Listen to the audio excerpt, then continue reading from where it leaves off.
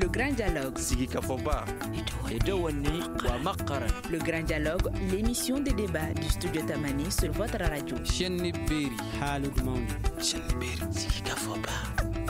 grand dialogue. S'informer pour comprendre, dialoguer pour s'entendre, c'est l'édition spéciale de Studio Tamani qui se poursuit. Vous suivez nos programmes en live sur Facebook et sur 85 radios à travers le pays. C'est le grand dialogue maintenant et nous allons parler de l'armée et le pouvoir. Les invités vont donner leur point de vue sur ce sujet. Et nous avons comme invité M. Mahamadou Konaté, directeur général de Conseil d'Onko pour la gouvernance et la sécurité. Mahamadi Togola, coordinateur national de WANEP Mali, et Mohamed Mamata Touré, président de l'association Anko Mali. Au cours du débat, Astoufoune Samake, ancienne ministre femme politique, devrait nous rejoindre. Je suis Mohamedou Touré, chers invités, auditeurs et téléspectateurs. Bonsoir à toutes et à tous et bienvenue. Le grand dialogue. Mahamadou Konaté, l'armée malienne a 60 ans, ce 20 janvier 2021. Qu'est-ce que le 20 janvier représente pour les Maliens aujourd'hui, avec le contexte marqué par la crise sécuritaire notamment? Il représente l'occasion de méditer sur les 60 ans de notre armée nationale, avec beaucoup de soucis, avec un peu de déception, pour ne pas dire assez de déception, parce que la raison d'être d'une armée, c'est la sécurisation du territoire national et des personnes de leurs biens. Malheureusement, à l'état actuel, ou dans la situation présente, cette mission est loin d'être accomplie. À Bamako, qui est la capitale, où nous avons assez de forces de sécurité présentes, où nous sommes loin des foyers des groupes terroristes, l'insécurité bat son plein. Et il est rare qu'une semaine se passe sans qu'il y ait des braquages en pleine journée. Et vers le reste du sud, vous allez vers Sikasso, Ségou. Ségou, c'est un peu aussi le centre. Le niveau d'insécurité va grandissant. C'est vrai que ces derniers temps, il y a moins d'affrontements intercommunautaires, mais il y a plus d'attaques terroristes sur les populations civiles, et parfois sur l'armée. Donc c'est l'occasion de s'interroger sur la capacité de notre hiérarchie militaire à s'hisser à la hauteur de la mission qu'on leur a confiée. Ça fait longtemps qu'on parle de réformes. Alors pourquoi nous ne voyons pas jusqu'à aujourd'hui les résultats de cette réforme? Justement, par rapport aux résultats, on va y revenir et on donne la parole à Mohamed Mamata Touré. Votre association intervient notamment dans la région de Mopti. Qu'est-ce que les habitants de cette localité qui est frappée par l'insécurité pensent de l'armée malienne? Et bon, je vous remercie de m'avoir donné la parole. Donc, comme vous venez de le dire, la population de la région de Mopti, comme un peu une bonne partie de la région de Ségou aussi, donc elles pensent toutes que nous avons une armée qui doit être au service de la population. Mais nous voyons une armée qui n'est pas au niveau souhaité. Donc une armée qui s'affaiblit et une armée qui n'est pas présente sur tous les fronts aussi où elle doit être. Donc les populations de Mopti s'attendent plus à une armée qui va les sécuriser, qui va sécuriser leurs biens aussi. Mais nous voyons que à travers les événements des terroristes ou des djihadistes ou même des bandits armés, partout où l'armée doit intervenir, nous voyons qu'il y a un vide qui est là. Même si les villages sont attaqués, si on fait appel à cette armée, on voit que ça prend du temps. quelques jours, sinon des fois même l'armée ne se présente même pas sur le lieu pour pouvoir essayer de soutenir la population qui s'est fait protéger maintenant par des milices d'Onzo ou bien des milices formées par les villageois ou des gens qui sont sur les lieux. Donc, dans cette zone, nous pouvons juste dire que l'armée qui est là vraiment a besoin d'être renforcée, a besoin d'être mise dans les conditions pour qu'elle puisse subvenir aux besoins de cette population qui est là. Les besoins, c'est quoi? Une armée, il faut qu'aujourd'hui, 60 ans après, 60 ans après, il faut qu'aujourd'hui, nous ayons une armée qui se trouve dans des camps dignes de ce nom, une armée qu'on sert en eau, une armée à laquelle on donne à manger à sa faim, une armée qui doit être une armée proche de la population aussi. Parce que nous voyons qu'il y a une distanciation entre l'armée et la population. Et souvent, la population même a peur de collaborer ou même d'approcher l'armée parce que ce soit la population civile qui est là en danger, que ce soit les milices qui sont là, ou même les terroristes qui sont là, tout un chacun ne voit l'armée qu'un ennemi. Au lieu que l'armée soit proche de la population, l'armée crée une distance. C'est pourquoi on voit chaque fois qu'on tombe sur l'armée, on frappe sur l'armée. Les populations savent bien qu'il y a des bandits ou bien des terroristes qui sont là, qui veulent attaquer, mais comment faire pour pouvoir donner les bonnes informations ou les renseignements à l'armée? Même si on les donne les informations ou les renseignements, est-ce que cette armée profite de ça? Est-ce que cette armée travaille avec leurs informations? Ça aussi, c'est un grand problème. Et les populations qui sont au centre, dans la région de Mopti et puis une bonne partie de la région de Ségou, vraiment, elles sont une population qui sont laissées presque à elle-même. Au lieu d'être proche des populations, l'armée est vue comme un ennemi par une partie de la population du centre du Mali. C'est ce qu'estime monsieur Mohamed Mamata Touré, qui est le président de l'association Anko Mali. Mahamadi Togola, est-ce que vous partagez l'avis de monsieur Touré? D'accord, merci bien Mahamadou de m'avoir donné la parole. Effectivement, comme les prédécesseurs viennent de le dire, en réalité, je partage les mêmes visions parce que nous sommes en train de fêter cet anniversaire de l'armée malienne dans un contexte assez particulier. C'est une transition politique, bien entendu, mais aussi les défis sécuritaires demeurent. Malgré ou bien en dépit vraiment de la présence des forces étrangères, en présence aussi des partenaires et pays amis du Mali, nous constatons quand même une recrudescence de la violence dans toutes ses formes. Bon, OANEP, en tant qu'organisation de la société civile, déjà, si je me réfère, parce que nous avons un système national d'alerte précoce qui nous permet quand même de collecter des incidents, des informations relatives aux problèmes de sécurité. Donc, en retournant un peu dans les 6 derniers mois, nous avons pu quand même enregistrer à travers ce système d'alerte précoce plus de 185 incidents majeurs dont les victimes sont à la fois les forces de défense et de sécurité, mais aussi les populations civiles. Et comme Touré vient de le dire, en réalité, il y a des réformes qui ont été amorcées, mais jusqu'à présent, la perception, on n'arrive pas à percevoir les dividendes de ces réformes-là au niveau local.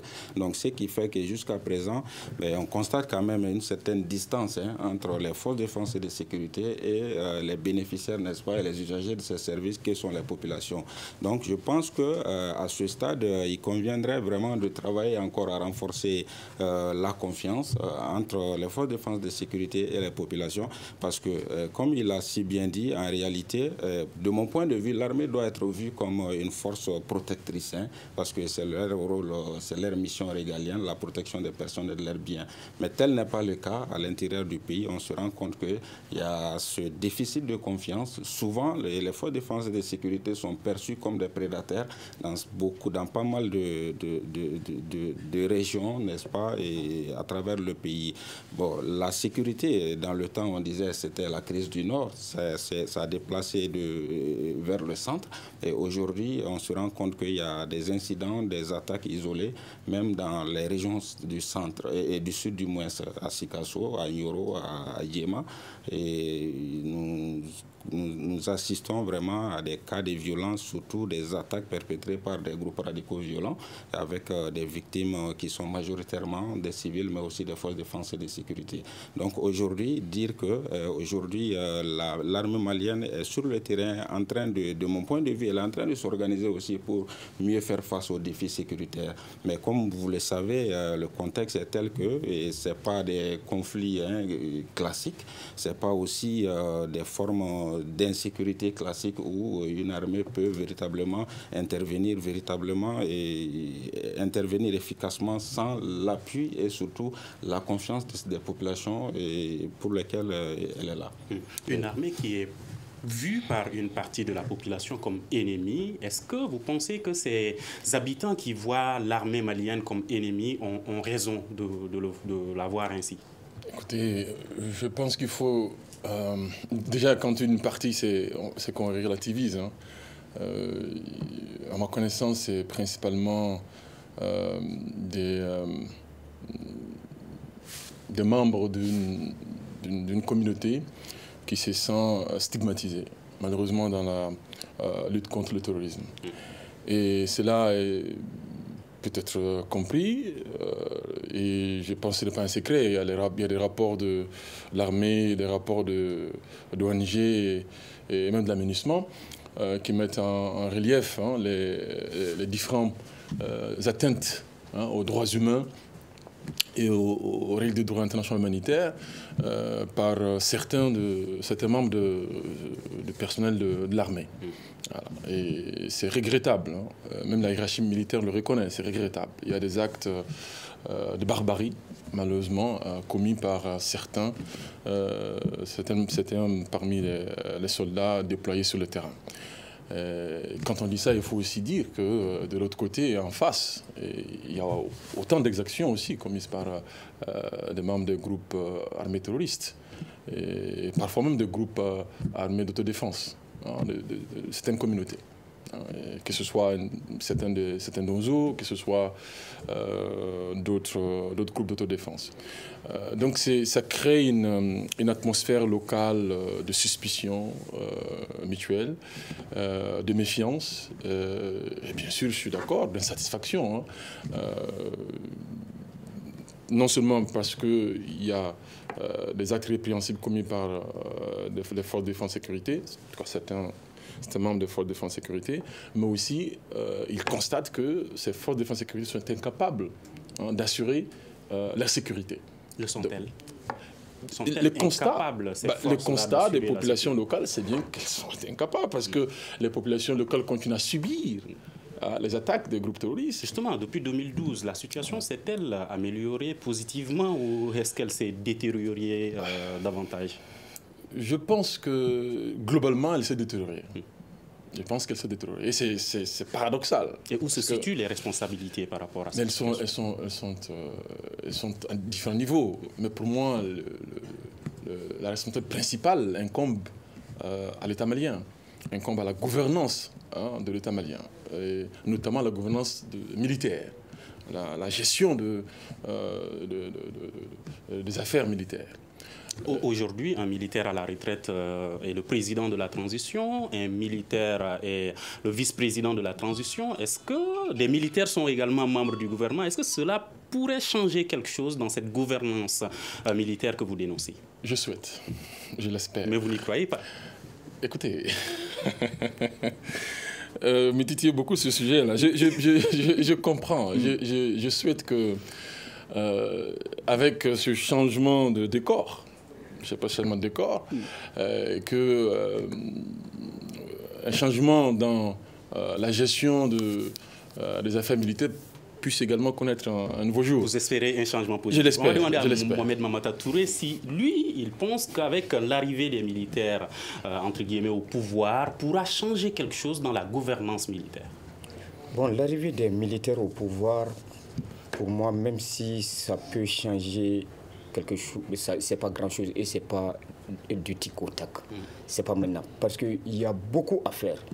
Parce que cette armée que ces nouvelles autorités sont venues trouver, donc le vice-président qui est Assimi, le ministre de la Défense, le président du CNT, eux tous étaient là pendant avant IBK ou même sous IBK. Ce sont eux qui étaient sur le terrain. Ils connaissent mieux la réalité du terrain que n'importe qui. Les difficultés qui sont sur le terrain, ils le connaissent bien aussi. Donc maintenant, en un temps record, dire qu'ils peuvent étouffer ce qui se passe sur le terrain, ça va être un travail vraiment dur et difficile. Donc, parce que maintenant, pour pouvoir gérer toute cette situation, il faut avoir au moins du personnel. Du personnel militaire, il faut qu'il fasse des recrutements. Et puis, il faut que des conditions soient beaucoup choses pour être mis à la disposition de ces nouveaux recrues. Bon, c'est pas du tout facile.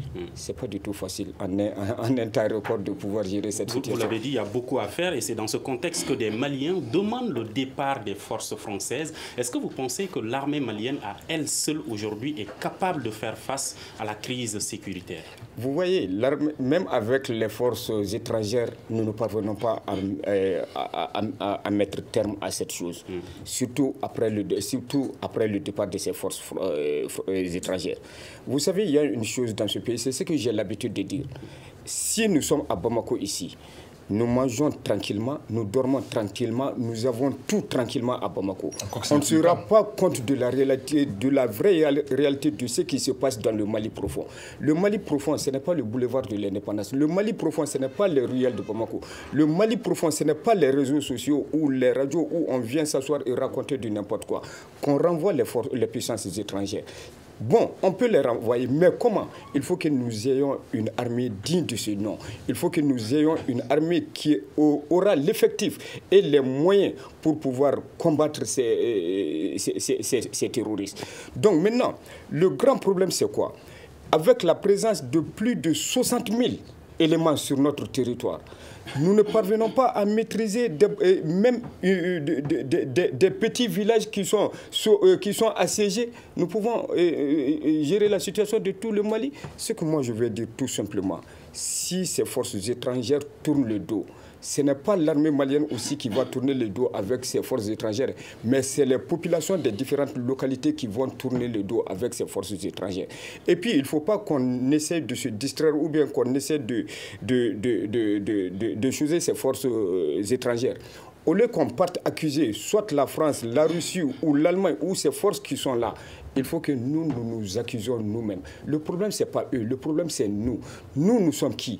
Le peuple. Et le peuple, c'est qui? C'est ceux qui sont à la tête de ce pays, qui sont en train de gouverner le pays aujourd'hui. Et là, les différents accords ou bien les différentes conventions qui avaient été signées entre nos autorités et puis ces forces étrangères ou bien les pays de ces forces étrangères, quand nos dirigeants les signaient, ils n'avaient pas des armes pointées sur leur tête, il n'y avait pas de couteau sur leur gorge. Donc, ils ont signé ça parce qu'ils n'ont pas pu prendre le temps nécessaire qu'il faut pour bien lire les textes, voir si c'est un partenariat gagnant-gagnant. Donc, c'est ce que nous avons l'habitude de dire dans ce pays. Nous croyons être des intellectuels, nous croyons faire des lectures, mais nous avons une maladie qui est la paresse intellectuelle. Nous ne prenons pas autant de temps pour pouvoir bien lire les choses, comprendre les choses, les conseillers et autres qui sont auprès de nos dirigeants.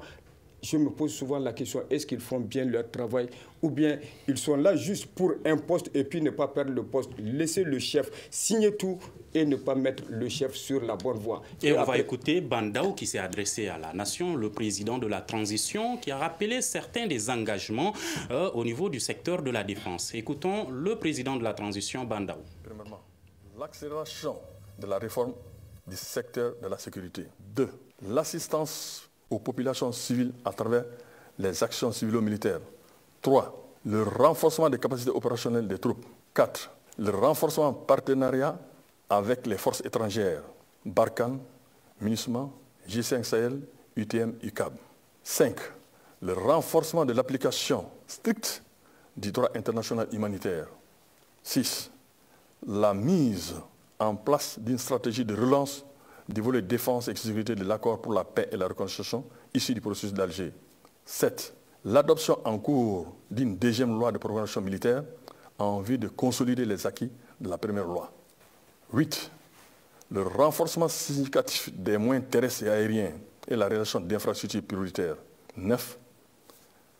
l'intensification des opérations de lutte contre le terrorisme, de sécurisation et de protection des populations et de leurs biens. Madame Asetoufouné Samaké, bienvenue. Est-ce que cette déclaration, ces engagements qui sont rappelés par le président de la transition vous rassurent? Merci bien. En fait, ce ne sont pas de nouvelles déclarations. Ça fait partie des demandes exprimées par les Maliens en plusieurs lieux et en des moments différents. Donc, je me retrouve parfaitement dans ce qu'il est en train de dire. La question sécuritaire, la question des infrastructures, tout ceci, ce sont des vieilles demandes de tous les régimes qui se sont succédés dans ce pays.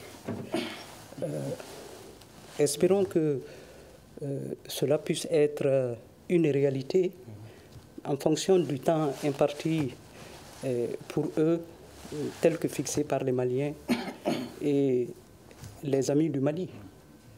Donc je me retrouve dans ces déclarations parce que ce sont des demandes qui sont là, il y a un certain temps.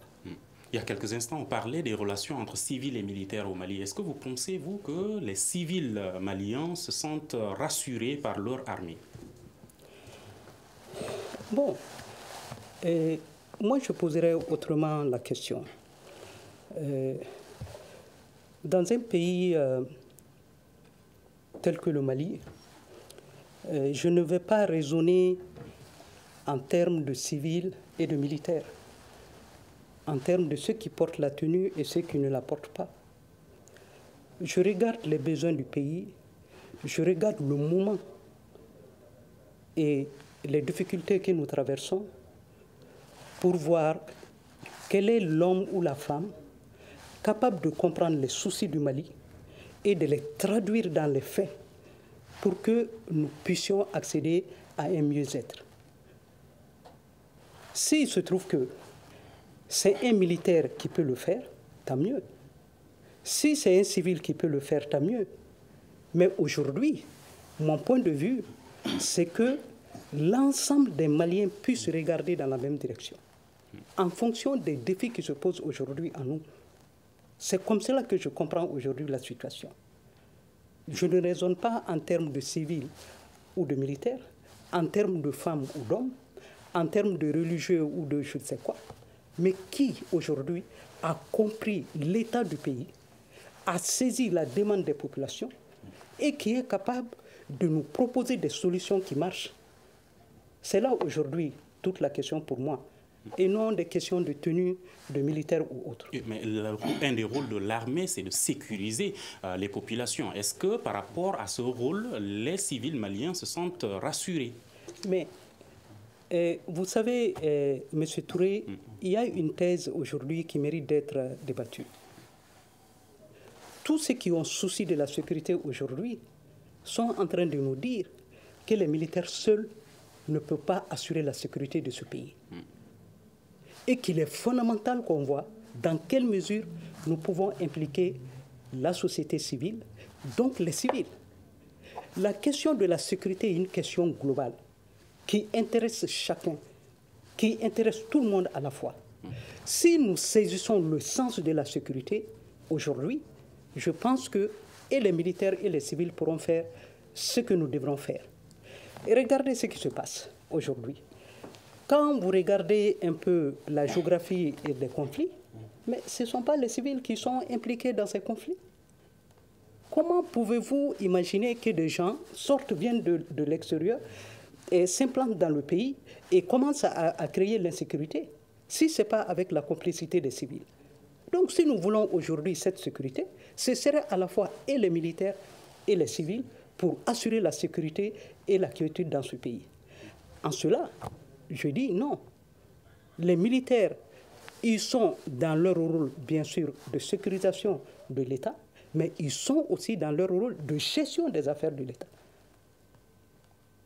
La seule chose qui me semble être aujourd'hui essentielle, c'est qu'ils puissent avoir les capacités et les compétences nécessaires pour résoudre les problèmes certainement que beaucoup de civils n'ont pas pu résoudre, et qu'ils soient capables de mettre l'intérêt public, la cause commune au-dessus de leur intérêt personnel et individuel. À partir du moment où le savoir y est, la compétence y est, les capacités y sont, et qu'ils ont une certaine valeur vis-à- d'évis de la chose commune, je ne vois pas de différence entre un civil et un militaire. Mais justement, ce que je suis en train d'énumérer, c'est ce qui a fait défaut à nous tous, nous les civils, et qui fait qu'aujourd'hui, les militaires sont venus dans l'arène politique et véritablement, les attentes sont fortes. Le temps nous dira si le choix a été bien fait ou pas, mais pour le moment, c'est l'histoire dans son présent qui est en train de se dérouler. Alors, Mamadou Togola, l'armée et le pouvoir. Quel est votre regard sur ce sujet, l'armée et le pouvoir, surtout au Mali?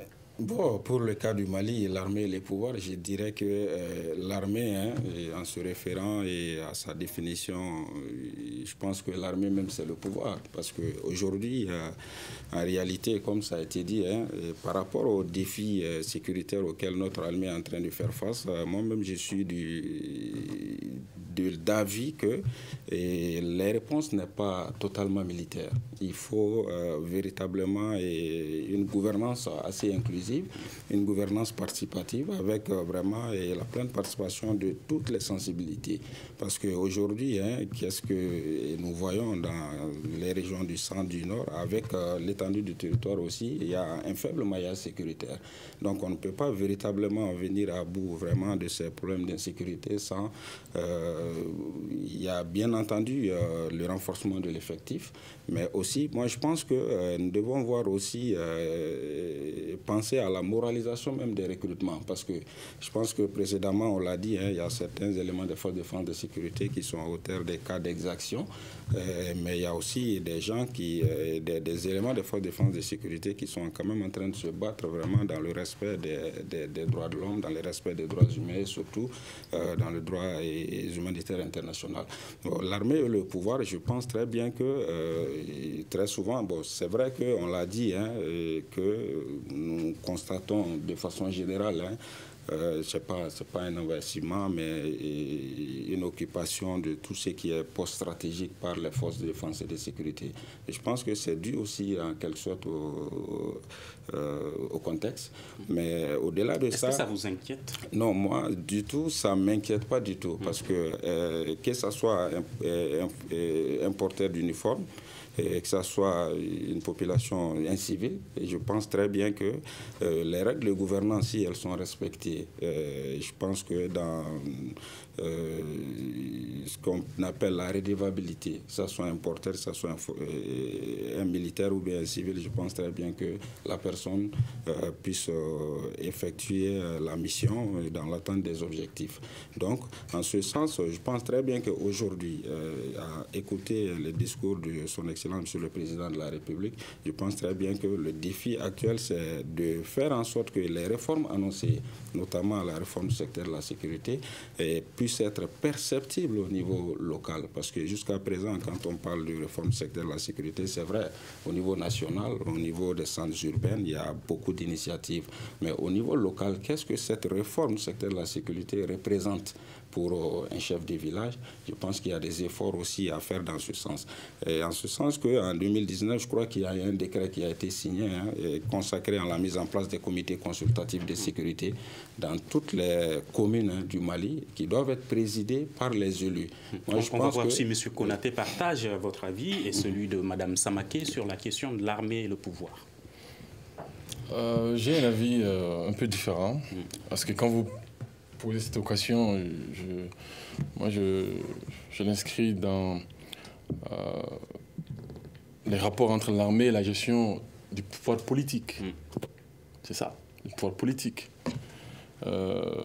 Particulièrement l'institution de la présidence de la République, l'institution du gouvernement, voilà, qui sont des instances politiques par excellence.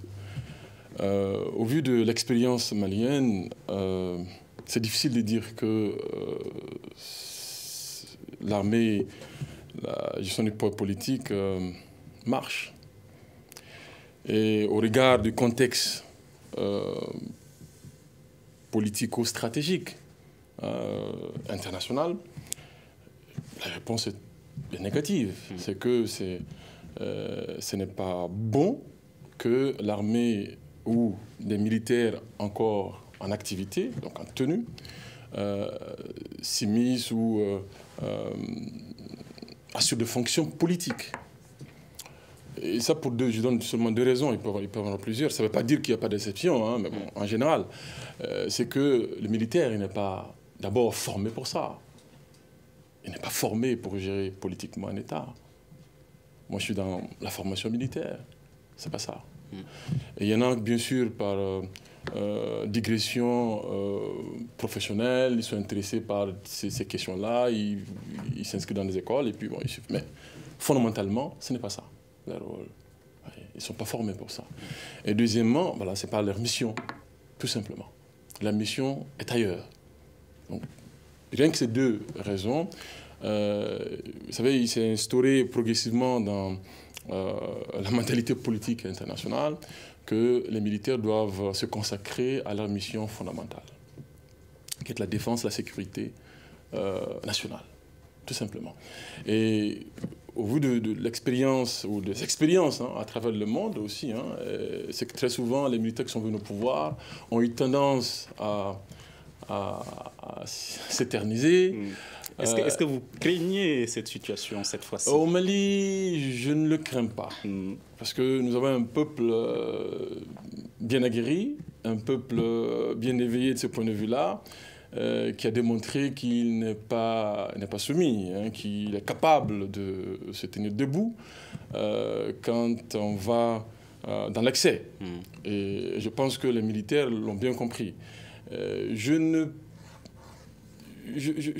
pense que ce n'est pas à exclure qu'ils puissent demander à proroger cette transition. Ce n'est pas à exclure. J'ai même l'impression que c'est cela qui se prépare. D'accord.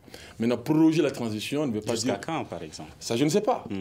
Ça, je ne sais pas du tout. Ça, je l'ignore. Ce n'est pas un secret. Mais proroger une transition ne veut pas dire s'éterniser. Bon, je ne sais pas, peut-être qu'ils vont... c'est une hypothèse. Voilà, ils vont peut-être demander 6 mois ou 4 mois de plus, j'en sais rien. Mais donc, ce ne sera pas quand même s'éterniser. Alors, tout va dépendre de la façon ou la méthodologie par laquelle ils vont gérer tout ça.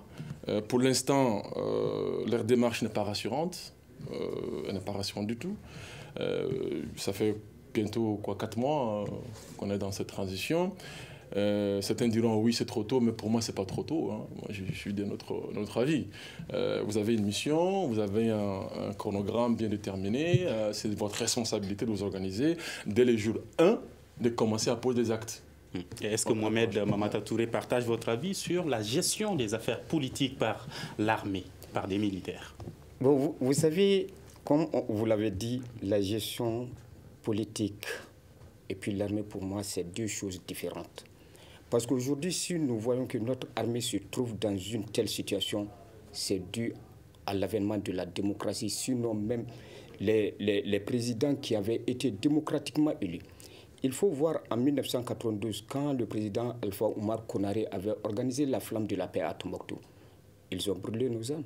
Après, les équipements aussi qui étaient là avec nous, ils ont essayé de détruire ça.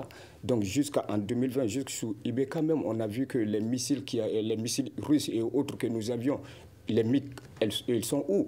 On les voit plus, on les retrouve plus. Donc nous allons dire juste que les démocrates nous ont dit qu'eux, ils n'ont pas, en démocratie, nous n'avons pas besoin d'une armée forte qui est prête pour une guerre, mais nous aurons besoin d'une armée qui sera une armée pour le développement. Le développement, quel développement? Donc aujourd'hui, si vous voyez que nous sommes plongés dans cette crise, c'est dû au pouvoir politique. Et hier, le militaire, il était fier de sa tenue. Il était fier d'être un militaire. Il était fier d'aller sur les théâtres d'opération, se battre et mourir pour la nation, pour sécuriser le territoire, pour sécuriser les personnes et leurs biens. En ce moment, le militaire ne connaissait pas ce que c'est que l'argent. Parce que le militaire, on ne l'avait pas mis dans la gestion de l'argent. Et c'est le pouvoir politique qui a transformé le militaire en homme politique. C'est pourquoi nous disons beaucoup de fois que l'armée a été politisée. Les militaires ne sont pas venus d'eux-mêmes dans la politique parce que les politiciens qui étaient là, ce sont eux qui ont détruit l'armée en disant qu'ils veulent une armée de développement et non une armée. Est-ce que c'est la volonté de vouloir changer les choses qui a amené les militaires dans la politique ou est-ce que c'est l'argent, comme vous le disiez tout de suite? Bon, vous savez, si nous parlons de la démocratie malienne, cette démocratie malienne, elle est faite sur l'argent. Parce que tout un chacun vient avec son petit gilet, un parti politique, pour pouvoir profiter de quelque chose du pays. Mais au contraire, qu'est-ce qu'eux, ils donnent au pays? On voit tous ceux qui ont passé dans leur majorité, au lieu de faire quelque chose pour la nation, ils ont été à la base de l'effondrement de ce pays. Donc maintenant, cette démocratie aussi qui est là, vous voyez, on parle de loi de programmation militaire, les 1230 milliards qui avaient été détournés autres là. Mais qui a appris à ces militaires, à ces grands officiers de savoir jouer entre les sous pour pouvoir soutirer quelque chose, détourner ou faire les surfacturations? Donc, si vous voyez, on dit que ça, c'est une stratégie, un réseau mafieux qui était là. Donc, le militaire s'est trouvé dans quelque chose dans laquelle il ne pouvait même plus s'en sortir. Et le militaire s'est vu enfoncé par des hommes politiques qui étaient là. Et comme on le dit, et il y a des civils et il y a des militaires. Il nous reste 4 minutes. Dernier tour de table, 1 minute pour chaque invité. On commence par vous déjà. Que faut-il aujourd'hui pour avoir une armée qui répond aux attentes des Maliens aujourd'hui? Pour avoir une armée qui répond aux attentes du Mali, il faut que nos dirigeants soient des vrais dirigeants.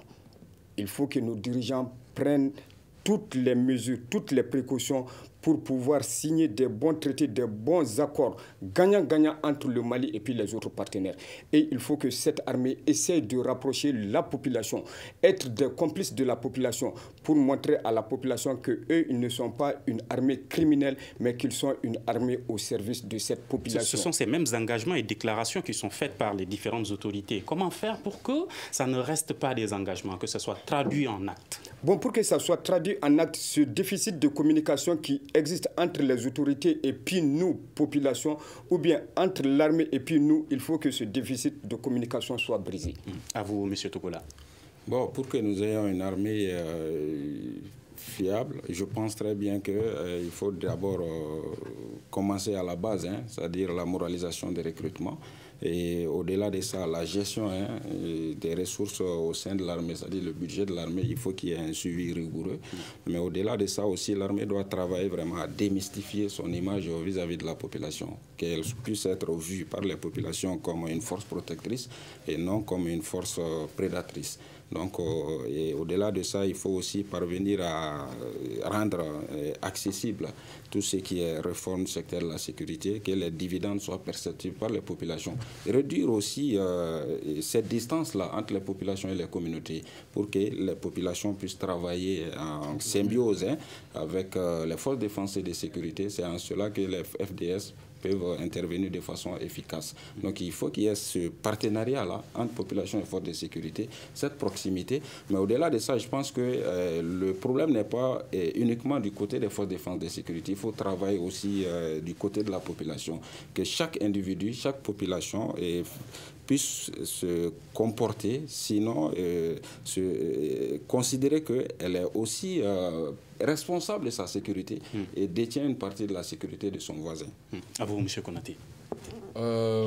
Oui, que les populations s'impliquent, mais oui aussi que les populations revendiquent.